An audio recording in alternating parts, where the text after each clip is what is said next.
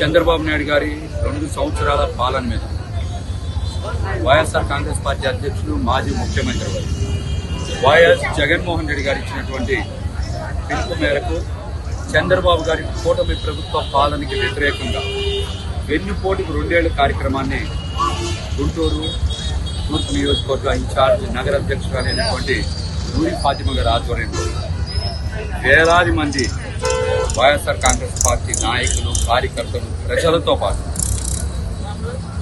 మరి రాష్ట్ర అధికార ప్రతినిధి శ్యామల గారు, యువజన సంఘం అధ్యక్షులు చైతన్య గారు, కార్పొరేటర్లు, మాజీ కార్పొరేటర్లు పెద్ద ఎత్తున జయప్రదం చేసి ప్రజా వ్యతిరేకతని తెలియజేసినందుకు నూరి ఫాతిమా గారికి నా ధన్యవాదాలు తెలియజేస్తున్నాను. చంద్రబాబు నాయుడు గారు, పవన్ కళ్యాణ్ గారు ఎన్నికల సమయంలో ఇచ్చినటువంటి హామీలు నెరవేర్చలేదని, అభివృద్ధి చెయ్యలేదని వైఎస్ జగన్మోహన్ రెడ్డి గారు, చంద్రబాబు నాయుడు గారు, పవన్ కళ్యాణ్ గారు ఇద్దరు కలిసి 5 కోట్ల మంది ప్రజలకి మేనిఫెస్టో ద్వారా వెన్నుపోటు పొడిచారని ఆధారాలతో సహా తెలియజేసే కార్యక్రమమే చంద్రబాబు నాయుడు గారి వెన్నుపోటుకి 2 ఏళ్లు. మరి ఈ సందర్భంగా రాష్ట్రంలో జరుగుతున్నటువంటి అనేక పరిణామాలు మనం చాలా స్పష్టంగా చూస్తాం. అప్పులు, అవినీతి, మహిళల మీద అఘాయిత్యాలు, ప్రశ్నించిన వారి మీద అరాచకాలు ఈ రోజున రాష్ట్రంలో నిత్య కృత్యమయ్యాయి.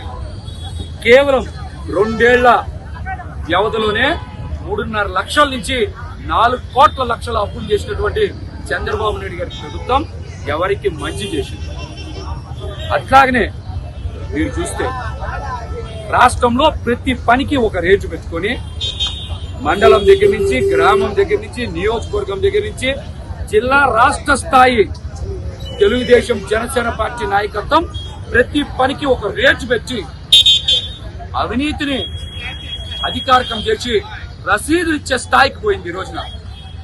అదేవిధంగా రాష్ట్రంలో మహిళల మీద, చిన్నపిల్లల మీద ఎక్కడ పడితే అక్కడ అఘాయిత్యాలు జరుగుతా, ఆఖరికి ఆడపిల్లల బాత్రూంలో కూడా కెమెరాలు వచ్చేటువంటి దుస్థితి వచ్చినా కూడా నారా లోకేష్ గారు సమర్థించే స్థాయికి వెళ్లారంటే రాష్ట్రంలో మహిళల భద్రతకు ఉన్నటువంటి ఏ స్థాయో, రక్షణ ఏ స్థాయిదో ఈరోజు మనందరికీ కూడా అర్థం. మరొక పక్కన ప్రతిపక్ష నాయకులే కాదు, విద్యావంతులు, మేధావులు, ప్రొఫెసర్లు, ప్రజా నాయకులు ఎవరు ప్రశ్నించినా అక్రమ కేసులు పెడతా అరాచకం సృష్టిస్తున్నటువంటి చంద్రబాబు నాయుడు గారి కూటమి ప్రభుత్వానికి ఇప్పటికే ప్రజలు పెద్ద ఎత్తున వైఎస్ జగన్మోహన్ రెడ్డి గారి నాయకత్వంలో వ్యతిరేకత. చంద్రబాబు నాయుడు గారికి నిజంగా చిత్తశుద్ధి ఉంటే మేము మిమ్మల్ని సూచిగా ఒకటే అడుగుతాం. మీరు 5 కోట్ల మంది ప్రజలకి నేను ఏం చేశారనే అంశాన్ని బహిరంగ చర్చకి రావాలి. వైఎస్ జగన్మోహన్ రెడ్డి గారు మొదటి 2 ఏళ్లు చేసినటువంటి పాలనకి, చంద్రబాబు నాయుడు గారు చేసినటువంటి పాలనకి ఏ అంశంలో అయినా సరే మేము బహిరంగ చర్చకు సిద్ధం. దమ్ముంటే మీరు శ్వేతపత్రం కూడా విడుదల చేయాలి. జగన్మోహన్ రెడ్డి గారు ఇచ్చినటువంటి సంక్షేమం, చంద్రబాబు నాయుడు గారు ఇచ్చిన సంక్షేమం, జగన్మోహన్ రెడ్డి గారు చేసినటువంటి అభివృద్ధి, చంద్రబాబు నాయుడు గారు చేసినటువంటి అభివృద్ధి, జగన్మోహన్ రెడ్డి గారు ఇచ్చినటువంటి ఉద్యోగాలు, ఉపాధి, రూపకల్పన, చంద్రబాబు నాయుడు గారు ఇచ్చినటువంటి ఉద్యోగాలు, ఉపాధి, జగన్మోహన్ రెడ్డి గారు తీసుకొచ్చినటువంటి పారిశ్రామిక రంగ విధానం మీద, అదేవిధంగా చంద్రబాబు నాయుడు గారు తీసుకొచ్చినటువంటి పారిశ్రామిక రంగ విధానం మీద దేని మీదైనా సరే తెలుగుదేశం, జనసేన పార్టీ నాయకులకే సూటిగా బహిరంగ సవాల్ ఇస్తుతా ఉన్నాం. మీకు దమ్ముంటే ఏ అంశం మీద అయినా సరే మేము ఆధారాలతో మాట్లాడతాం. జగన్మోహన్ రెడ్డి గారి నాయకత్వంలో మీరు గాలి మాటలు మాట్లాడతా మీడియాను అర్థం పెట్టుకొని ఇష్టానుసారం మాట్లాడితే ఊరుకునేది లేదని కూడా హెచ్చరిస్తాం. మరొక పక్కన రాష్ట్రంలో యువతకి ఉద్యోగాలు లేక, ఉపాధి లేక, నిరుత్సాహంతో ఏం చేయాలో పాలుపోక గంజాయి, డ్రగ్స్ బారిన పడతా ఉన్నారు. ఈ రోజున కూటమి ప్రభుత్వ పాలనలో గల్లీ గల్లీకి గంజాయి దొరుకుతా ఉందంటే చంద్రబాబు నాయుడు గారి పాలన ఎంత సంఘ వ్యతిరేకంగా చేస్తూ ఉన్నారని మనందరం కూడా అర్థం చేసుకోవాలి. ప్రతి ఏడాది కూడా 2 లక్షల ఉద్యోగాలు ఇస్తా అన్నారు. ఇప్పటికి 2 ఏళ్ళు అయింది. 4 లక్షల ఉద్యోగాల్లో 4 ఉద్యోగాలు ఇచ్చారు.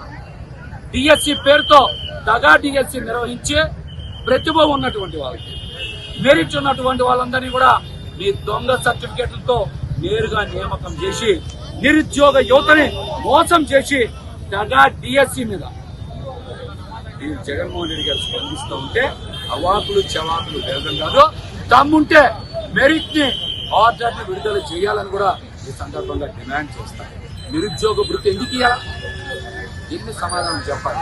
ముఖ్యంగా పవన్ కళ్యాణ్ గారు ప్రతి నియోజకవర్గంలో ఏడాదికి 100 మంది 10 లక్షల రూపాయల మరి హామీ లేనట్టు రుణం ఇచ్చే పారిశ్రామికవేత్తల్ని యువకులను తయారు చేస్తానని చెప్పారు కదా. 175 నియోజకవర్గాలు 100 మంది 17,500, 2 సంవత్సరాలకి 35,000 మంది. 35,000 మందికి 10 లక్షల రూపాయలు ఇచ్చారా? హామీ లేని రుణం యువ పారిశ్రామికవేత్తలుగా తయారు చేశారా? దీనికి పవన్ కళ్యాణ్ గారు కూడా సమాధానం చెప్పాలి. ముఖ్యంగా జనసేన పార్టీలో చాలా మందికి తెలియజేస్తా ఉన్నారు, జనసేన పార్టీ వృద్ధుల పార్టీ, యువకుల పార్టీ కాదు. ఆ పార్టీలో 60 సంవత్సరాలు నిండినటువంటి వాళ్ళకు మాత్రమే ఎమ్మెల్యే టికెట్, ఎంపీ టికెట్, ఎమ్మెల్సీలు ఇచ్చారు. కానీ ఒకళ్ళిద్దరికి మినహా ఒక్కళ్ళు కూడా యువతకి వాళ్ళ అవకాశాలు ఇవ్వలేదు. కొత్త తరం నాయకుల్ని పవన్ కళ్యాణ్ గారు తయారు చెయ్యలేదు. కాబట్టి జనసేన పార్టీ వృద్ధుల పార్టీయే.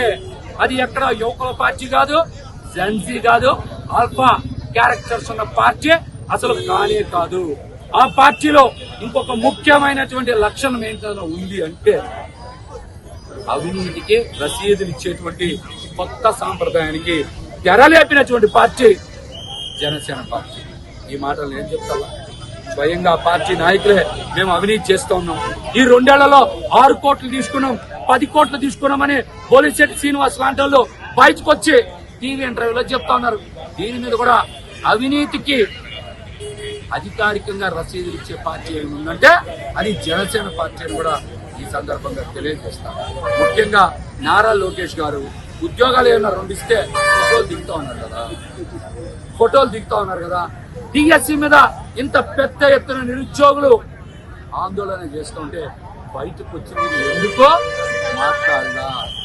ఇందాక మా శ్యామల్ గారు చెప్పారు, మీరు లీకేజ్ అంటే క్వశ్చన్ పేపర్ లీక్ చేసి మీ సొంత అభ్యర్థుల్ని ఎంపిక చేసుకున్నటువంటి లోకేష్ గారిని లీకేష్ గారు అంటున్నారు. దీని మీద కూడా మీరు స్పందించాలి. ఈ అంశం మీద కూడా మీరు స్పందించాలి. జగన్మోహన్ రెడ్డి గారి లాగా మీరు ఎక్కడైనా పోర్టులు కట్టారా, హార్బర్లు కట్టారా, సెంటు భూమి ఇచ్చారా, మెడికల్ కాలేజీలు తెచ్చారా, నాడు నేడు లాగా ఏమైనా అభివృద్ధి చేశారా? 32 లక్షల మందికి ఏమైనా సెంటు భూమి ఇచ్చి సొంత ఇంటి కళ సాకారం చేశారా? ఏమీ చేయకుండా రాష్ట్రంలో ఒకటే 99 పైసలకి ఎకరం భూమి తెచ్చుకొని వేల కోట్ల రూపాయలు దోచేస్తున్నటువంటి కూటమి ప్రభుత్వానికి 5 కోట్ల మంది ప్రజల నిరసన కలమే ఈ రోజున వెన్నుపోటుకి 2 ఏళ్లు వైఎస్ జగన్మోహన్ రెడ్డి గారి నేతృత్వం నిర్వహించడం జరిగింది. మీరు తీరు మార్చుకోకపోయినా, మీ పాలన వ్యవహార శైలి మార్చుకోకపోయినా తప్పనిసరిగా మీకు చావు దెబ్బ తెప్పదని ఊరి ఫాతిమా గారు నిర్వహించినటువంటి ఈ కార్యక్రమం వేదికగా హెచ్చరిస్తారు.